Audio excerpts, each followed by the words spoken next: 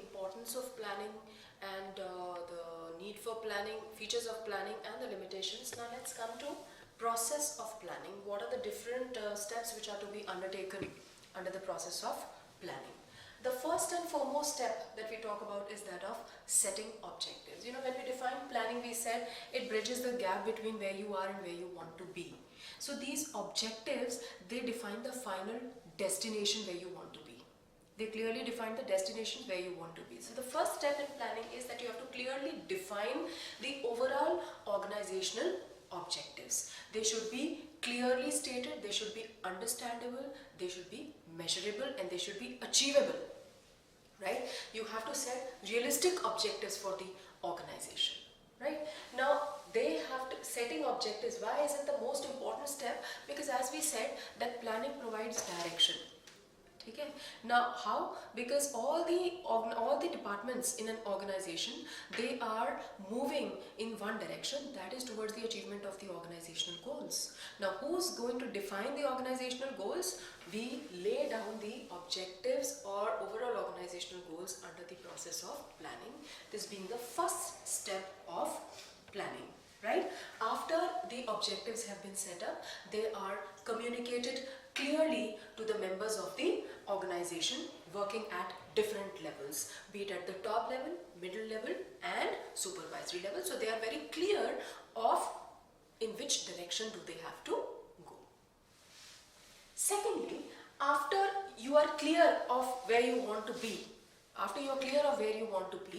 now second is developing planning premises. Now what are planning premises? They are the anticipated conditions under which the plan is going to work. They are the anticipated conditions under which the plan is going to work. In this step, we make forecasts about the future conditions. We make the forecasts about the future conditions. We make our own predictions. We make relevant assumptions under which our plan is going to work. So it requires a lot of research. Because predictions about the future are going to be made in this step, right? And if we make a mistake here,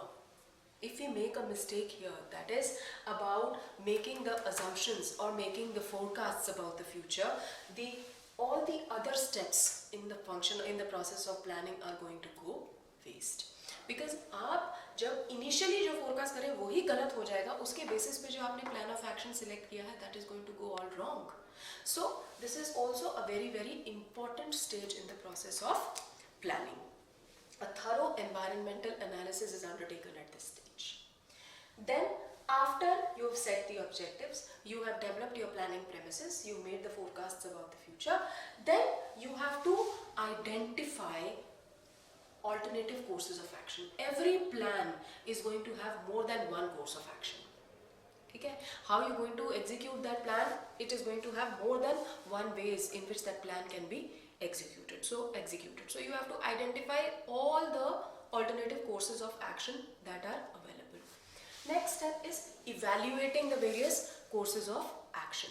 That means in terms of, you have to evaluate each and every course of action in terms of its negatives and its positives. What are going to be the negative consequences if you undertake that course of action, and what are going to be the positive consequences if you undertake that course of action. An in-depth analysis of each and every course of action has to be made, right?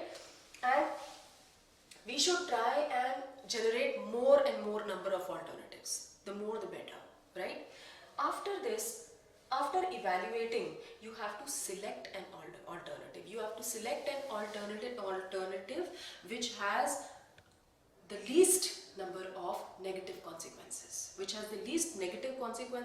and most positive consequences. That alternative should be selected. Now this is where the decision making comes into picture, wherein you have identified all the alternative courses of action available, you have evaluated each and every course of action available in terms of its positives and negatives. Now you have to decide that what is the course of action that you are going to undertake. What is the course of action you are going to undertake?